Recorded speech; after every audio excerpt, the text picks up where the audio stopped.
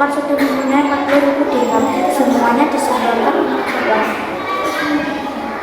Pada suatu hari Rasulullah SAW menghasilkan para sahabatnya untuk bersedekah. Disitulah Umar pun sedang memikul pendataan, maka Umar pun segera pulang. Abu Bakar As-Siddiq adalah sosok sahabat yang paling banyak berdoa dan hatinya lembut.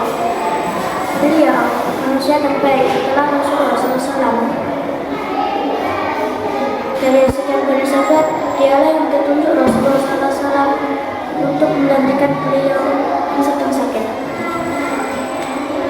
Abu Bakar terus menemani teman paling setia, yaitu Rasulullah SAW. Semoga kita bisa mengabdi sikap terpuji Rasulullah SAW. Mengabdi sikap terpuji Abu Bakar As-Siddiq radhiyallahu anhu. Demikian kisah Abu Bakar As-Siddiq. Terima kasih. Umar bin Khattab, dia seseorang yang tegas dan berbadan besar. Namun ketika ia hijrah dan masuk Islam, ia membawa catatan sejarah yang luar biasa bagi perkembangan agama Islam. Rasulullah SAW berdoa kepada Allah Subhanahu Wa Taala, wahai Allah, muliakanlah Islam. Dan Allah mendengarkan doa Rasulullah SAW. Maka Umar bin Khattab pun masuk Islam.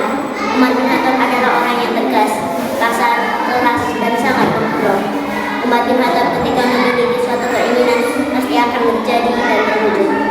Umar bin Khattab adalah orang yang fanatik terhadap agama nenek moyangnya, sehingga keras permusuhannya terhadap Islam. Pada suatu malam, Umar berada di kaki gunung dan bertemu sosok seorang wanita yang bernama Ummu Abilah dan anaknya bernama Abdullah. Umar bertanya, "Hendak kemana engkau wanita?" Dan sang wanita menjawab, "Wahai Umar, kami seorang muslim. Ketika di Mekah kalian selalu menyiksa kami. Sekarang kami mau berhijrah. Wahai Umar, janganlah engkau halangi kami." Umar berkata, "Pergilah kau, semoga keselamatan terjadi pada engkau." Umar pun akhirnya pulang. Gara-gara Muhammad, ayah, ibu, adik dan kakak saling bermusuhan.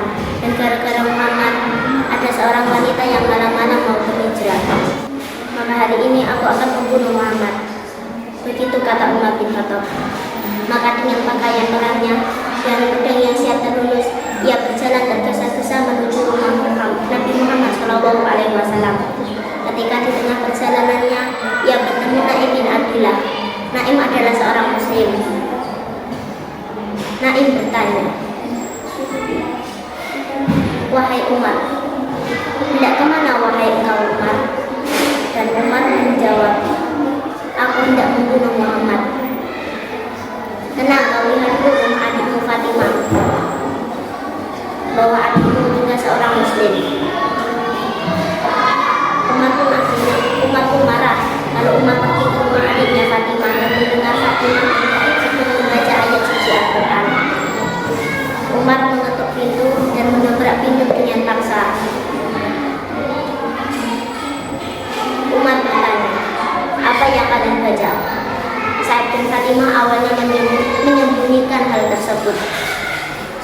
Pada akhirnya Umar berkata, "Katakan padaku, apa yang kalian baca? Aku juga ikut membacanya."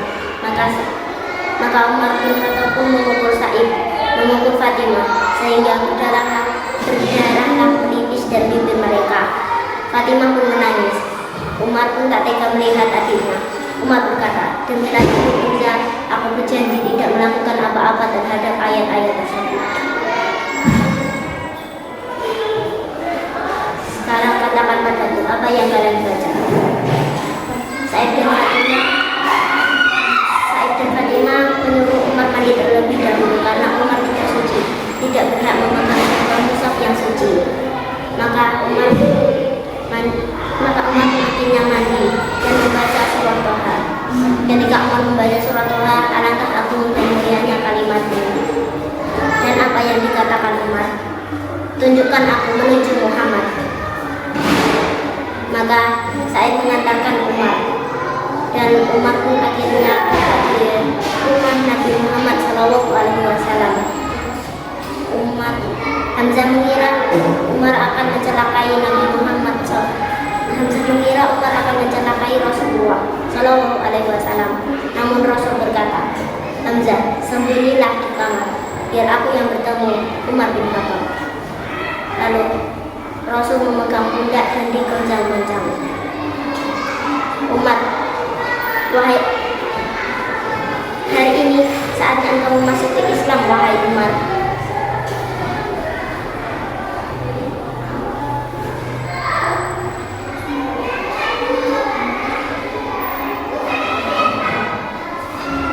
Umar pun akhirnya berlutut tanpa mengucap yang lain-lain. Asyhadu an la ilaha illallah wa asyhadu anna Muhammadar Rasulullah, kata Umar. Dan Rasul berkata, Allahu Akbar, dan sahabat-sahabatnya takbir dengan kencang. Allahu Akbar, Allahu Akbar.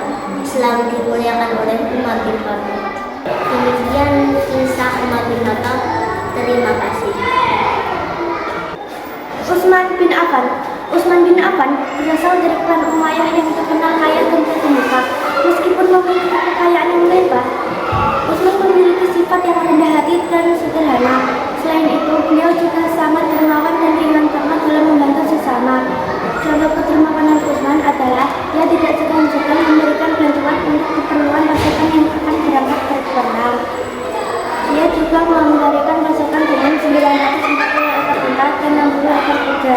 Sungguh beliau tidak ingin membuat repot orang lain. Semoga kita bisa meneladani sifat terpuji beliau.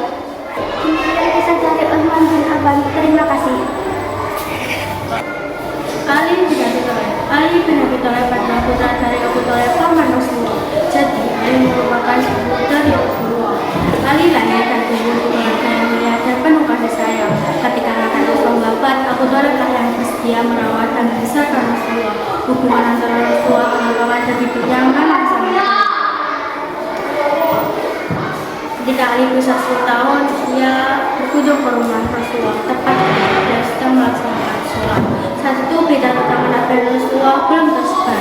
Dan yang makhluk Islam setelah mempercayai Rasulullah baru terjadi Rasulullah saja. Ali merasa penasaran apa yang sedang dilakukan Rasulullah itu. Apa yang sedang dilakukan Rasulullah memberitahu tentang Islam kepada Ali bahwa Islam adalah agama yang dirahmati oleh Allah SWT dan Islam adalah agama penyempurna. Sedangkan beliau adalah Nabi yang diutus oleh Allah SWT.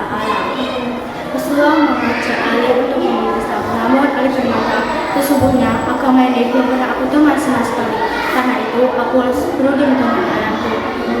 Rasulullah memberitahu Ali untuk merahasiakan hal ini. Beliau khawatir kalau ajarannya akan disebar sebelum Allah merintahkan untuk disebarkan. Ali, jika engkau belum mau masuk Islam, rahasiakanlah dahulu kabar ini. Mendengar ucapan Rasul ini, Ali kembali berpikir dan akhirnya ia merasa yakin apa yang dikatakan oleh sebelumnya itu adalah benar. Demikian kisah dari Ali bin Abi Thalib. Terima kasih.